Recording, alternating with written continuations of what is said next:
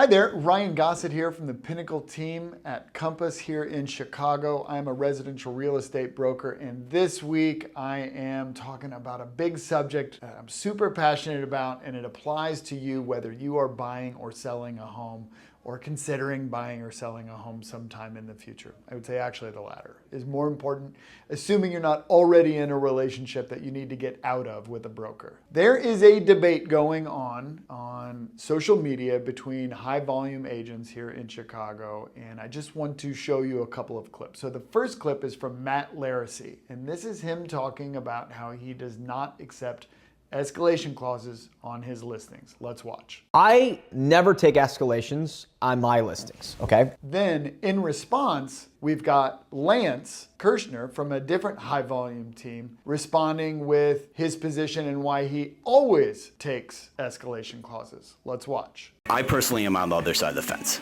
I utilize them when I represent buyers, and I accept them on my listings. Now the problem here with each of these videos is that they are clearly making decisions on behalf of their clients. They are not allowing their clients to make the decisions, which is really how any decision in residential real estate should work. An agent's job is to understand not only the real estate market, but how people behave in real estate negotiations. And by the way, a negotiation starts from the initial showing request. Actually, I'll say it even starts from how the listing is presented online. That's when the negotiation begins, because that's the buyer's first interaction with a property. Then they reach out to their agent and they request a showing. There's a time that has to be agreed upon for the buyers and the listing agent to be at the property to show them the house. So it's just one negotiation after another that could end in an offer on the property from the buyer, and thus ending in a closing. Now, what many agents do, and I see this all the time, is they will answer specific questions like, can my client see this property on Saturday at 2 p.m.? The agents are often quick to say, no, we're only showing it at this time. Maybe that's something they worked out with their client ahead of time, but I'm not sure that's always the case. I think this is just an example of how agents make decisions based on what's most convenient for them. The escalation clause issue is much bigger and it's much more important.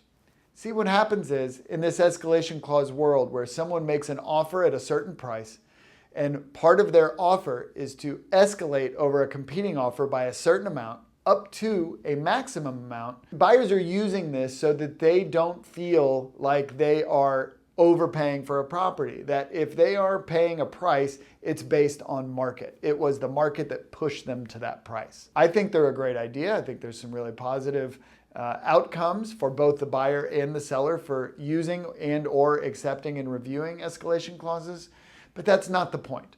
The point is that there are many agents out there that have an opinion about escalation clauses, and they're telling their clients, or worse, they're not telling their clients, this is how I handle escalation clauses. I was in a negotiation the other day where I represented a buyer, and the listing agent, I submitted an offer with an escalation clause. The listing agent, I had him on the phone, said to me, by the way, I don't accept escalation clauses on my listings. In a very friendly way, I said, is that your seller saying that, or is that you saying that? And he said, it's me saying that. He didn't even think that the decision was not passed by his seller first. This is happening openly out in the marketplace, and it's happening with most of the agents out there that are doing transactions. So if you are thinking about listing your home or engaging with a buyer's agent to buy or sell a home, what I want you to do is forget about how do you handle this, how do you handle that. I want you to ask them questions about, say, how do you feel about escalation clauses, and see how they answer. Do they say, well, I always? Do they speak in definitive terms, like you would be stupid not to do what they say you should do? If they do, if that's the kind of response you're receiving, I want to encourage you to find a different real estate agent. This is someone who is trying to minimize the amount of time that they work on transactions so that they can maximize profit on each individual client. They don't want to talk through your wants and needs. They want to get through transactions so they can collect more paychecks. Trust me, this is what's happening. So ask questions that causes the agent to give you opinions on certain topics. multiple offers, escalation clauses. Should we let people see our home only during open houses, or should we do individual showings? See how they answer the question. Again, if they are definitive in their answer to the point that it seems like they have a huge ego and you'd be stupid not to do what they say, red flag, that's a problem. You should definitely reach out to me. We can have a conversation about you and your journey and see if we'd be good for working together.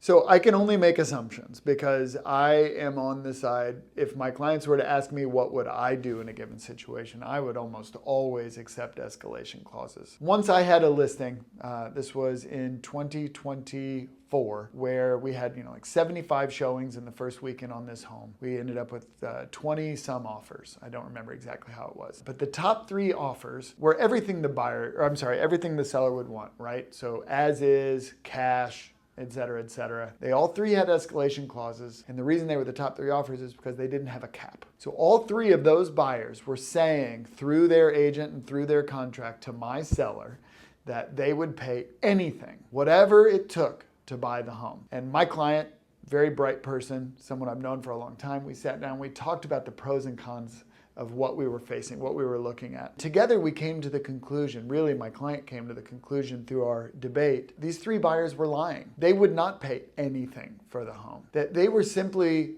doing whatever it took to get the home under contract. Of course, we could have doubled the price of the home. They weren't gonna pay that, whatever the circumstance was.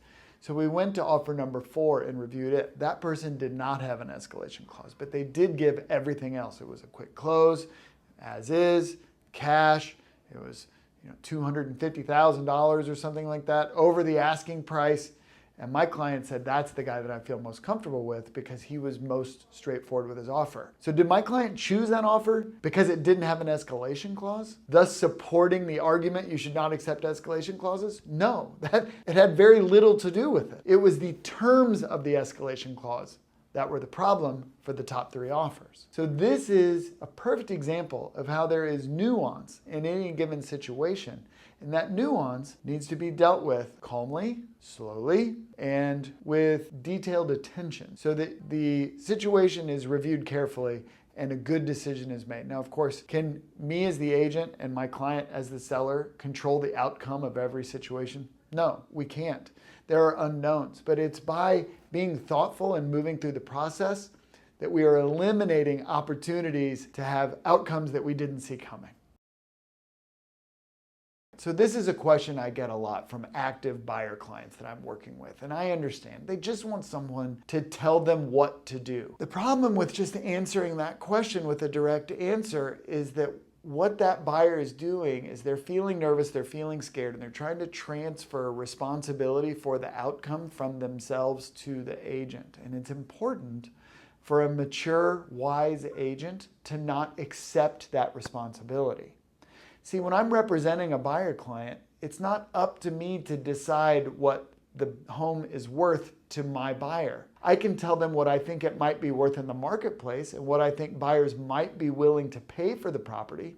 And then they can use that information to decide what makes the most sense for them. But at the end of the day, it is their responsibility. They're going to be the ones living in the home. They're going to be the ones making the mortgage payments or writing the check or some combination of those two to purchase the home.